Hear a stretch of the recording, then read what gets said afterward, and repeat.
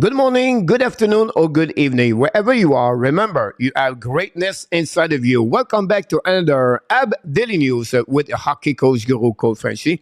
Today, episode number 232. What do you have a new coach today? First of all, we're going to talk about the difference between the season 2021-2022 versus the 22 and 23 for the Montreal Canadiens.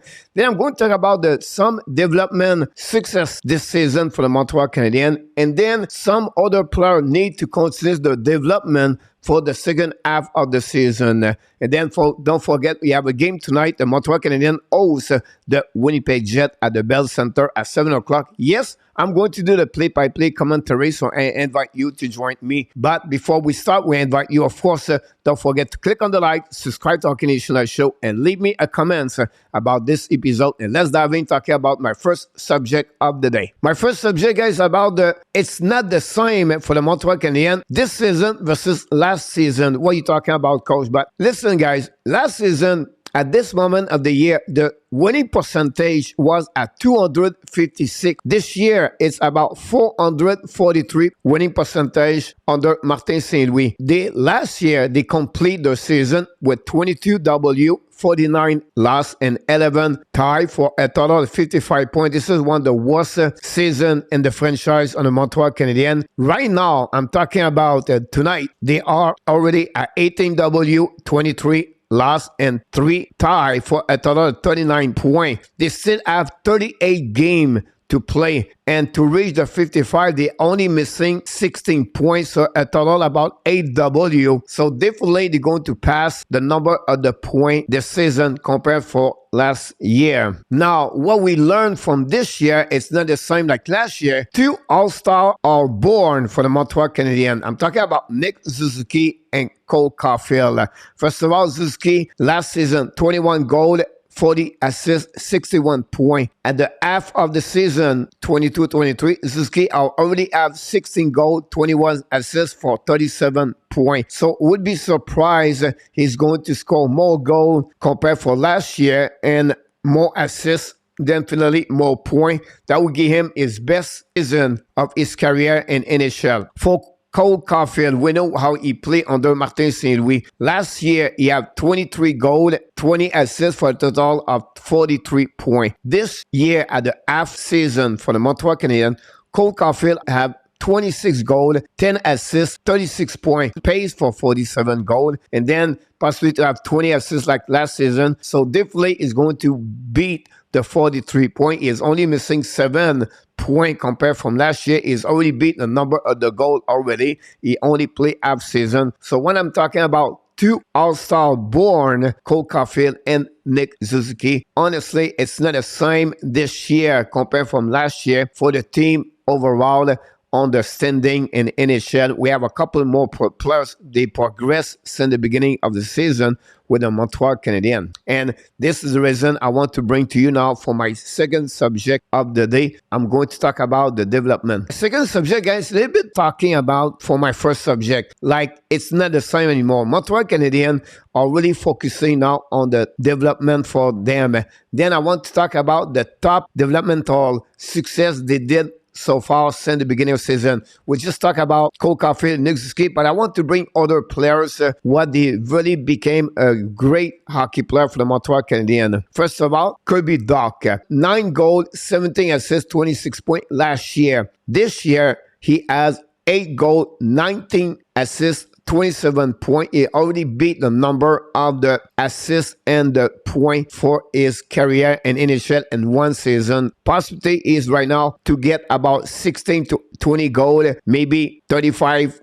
to 38 assists, and possibility to reach a number of 50 to 60 points for this season. Now, I want to talk about how he became who he is today compared was with the Chicago Blackhawks. First of all, he played better on the 5 versus 5. His number analytics is very good. He jumped from 45% to 50% on CF percentage, and then he jumped on the 44% to the 49% on the X goal 4. So expectation goal, that's another great number for him. And that's what he became. But the reason why he became a better hockey player is because Montreal used really his talent or his skill. His vision is excellent. He carrying the puck, guys, unbelievable on the transition. He really good on the entering zone when he shifty with the hand, with the stick angling. On the offensive zone, he really good on puck protection. And finally, he become now a better two-way player with the Montreal Canadiens on the 3 zone. Now, I want to show to you why I really believe Kerbidak is good this year with the Montreal Canadiens. Here, a short video. You can see Kerbidak, his pass he did to Cole Caulfield on the one-timer for Caulfield goal. Look at that. He look his head, great pass, and Cole Caulfield score.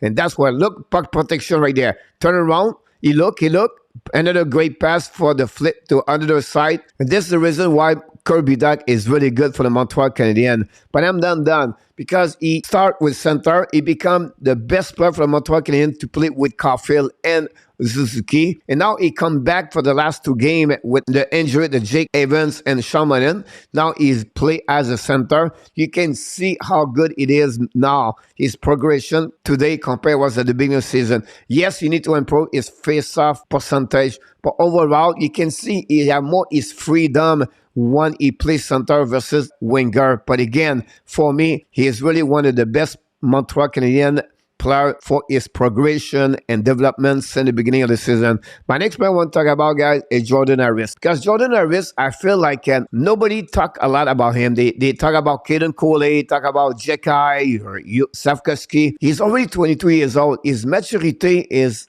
so good, and he have some kind of leadership inside of him. And sometimes I feel like he make the people beside him better. Like Kovacevic have a good year with the Montreal because of Jordan Harris, I believe.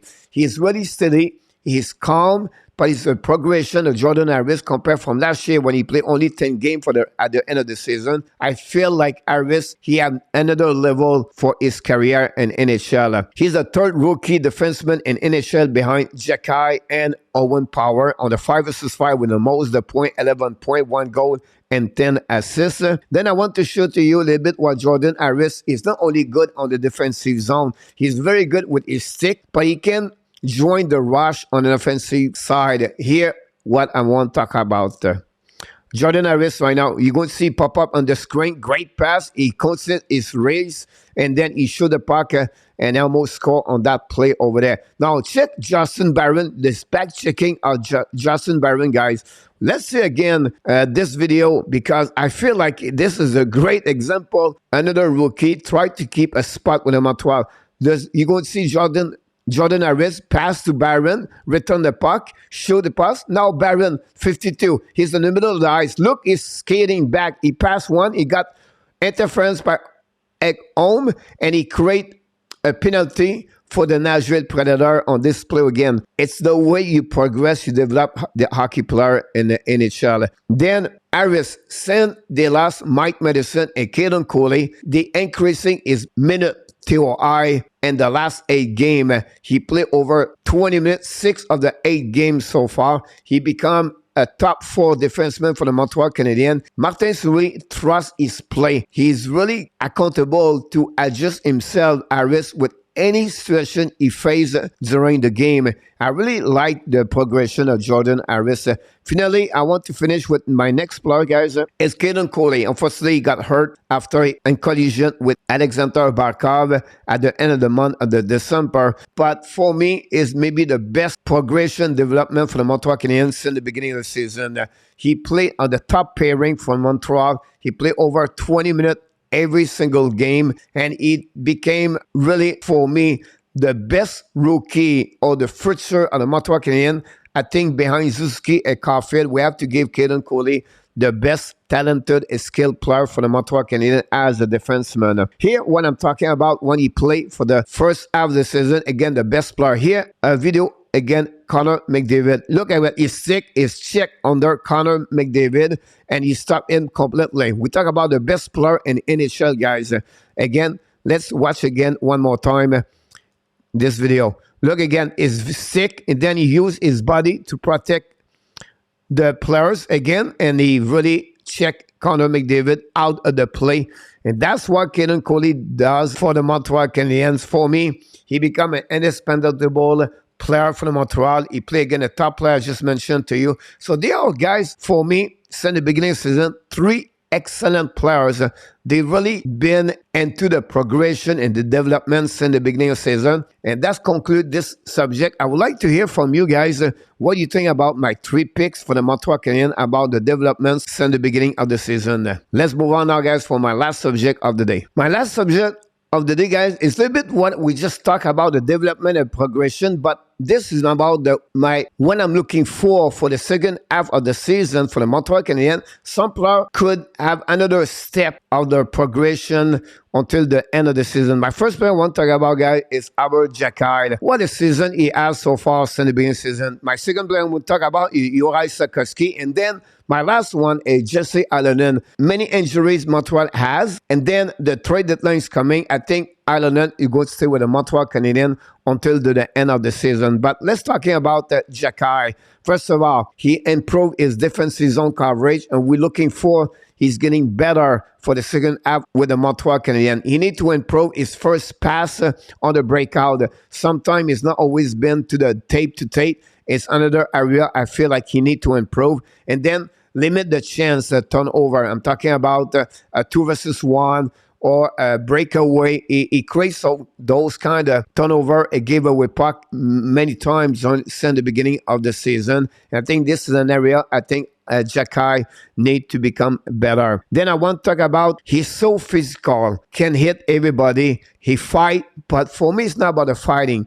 It's about how he played the opponent player with his big hit. The people around him now, the players around him are really careful. They put their head up when they see Jacquard around them. He increasing better his offensive zone with some great shot on the net. He have already 5 goals. That's one of the reason. He don't have a lot of powerful, strong slap shot, but he have a great wrist shot and he hit the net many times. He improved his cap control. I would say to you, after the 20 game to the half of the first season of the Montreal, I feel like he really get better his cap control. Let's watching a video of him and what I'm talking about. Look about this one over there, guys. Look, his 2 hit. He just check right there. One on Gord and one on Pellegrin for the Seattle Kraken. Let's watch again. I enjoyed watching again. Let's see again the video at Jacquard when he hit Yannick Gord and Bourgogne. Boom! One more time. Boom! That's the Jacquard we know with the Montreal Canadiens. Again, I'm looking more from him for the development for the second half of the season with the Montreal Canadiens. My second player, guy, is Juraj Slavkovsky. Yes, like SUZUKI and many others, he's really struggled since the beginning of December. But in January, he became better. And I think it's coming, guys, with his confidence and the practice. He's getting better on the practice. When I'm talking about, they really pay attention to him. They work a lot one-to-one. Adam Nicola work a lot with him. And then during practice, he would stay a little bit longer to do, example, breakaway or a shootout. He will make some kind of move, and he tried to learn better. And the only way he can become better in NHL, guy, it's about build with repetition. More minutes you're going to play in the NHL, better you're going to become. He now has got a promotion. Now he play on the top 9 with the Montreal Canadiens most of the time. He got some kind of power play, but is increasing. Is still high in the last 7-8 games. But unfortunately, he got hurt last game against the New York Rangers with a lower body injury. It would be interesting what the Montreal Canadiens going to announce today, how long he's going to be out of the lineup. Is it a day-to-day or a week-to-week or month-to-month? Finally, he really tried to learn in the NHL to create space, the open space I'm talking about. I want to show to you a video about Slavkovsky, what he did very well when he played in Europe. But unfortunately, the rink here is smaller. He needs to learn to get that kind of confidence to do the same thing in the small area. Here, the video I'm talking about. You're going to see him pick up the puck in the corner, and then he cross over. But look the space he has to go in front of the net. And you cannot figure out this in the NHL. He could, but the point, it would take time and the confidence and to realize what he can do in NHL. This is about development. Let's see again what I'm talking about. He's going to pick up the puck and going to go around at the dots, and then he's coming back. Now he's going to shoot a puck. But again, the space he there, it's not easy to get in NHL. It will come when you go to realize the possibility. They know the other opponent player are smarter, more skilled, and they are really good on the stick. But again, it's his way to learning what he can do to do those kind of play like he did last year, and that's the reason he got dropped with the Montreal Canadiens. My last player, guys, I want to talk about is Jesse Allen. He's just called up for the Laval Rocket. He'll grow a lot in American Hockey League compared from last year, where I can see his progression. You can see a better skater, a better player on the defensive zone coverage, and he got his confidence. One thing is really different for him compared to any other European players. When they don't make the roster in NHL, but usually they don't go to the American Hockey League. Norlander did it last year. Heineman did it this year. They prefer to go back at home, play on their own country professional league, at play in American Hockey League. Jesse Allen did another way. He stayed in American Hockey League. I think that pay him more evidence now, or he pay off his work ethic with the Laval Rocket. You can see a transformation about him now. Again, he have a quick release. I think he could become a good winker with the Montreal Canadiens with time. It's another players like SUZUKI and Jekai need to develop and progress during the second half of the season for the Montreal Canadiens. This concludes, guys, all my subject I have for this episode. Yes, I know it's a little bit longer, but again, I want to go a little bit deeper. Do you understand what the Montreal are doing right now about the development for different players inside of their organization? But before we leave, we invite you, don't forget, please, to click on the like, subscribe to the Hockey Nation Show, and leave me a comments about this episode. And of course, you have greatness inside of you, and I wish you an amazing, great day, everybody.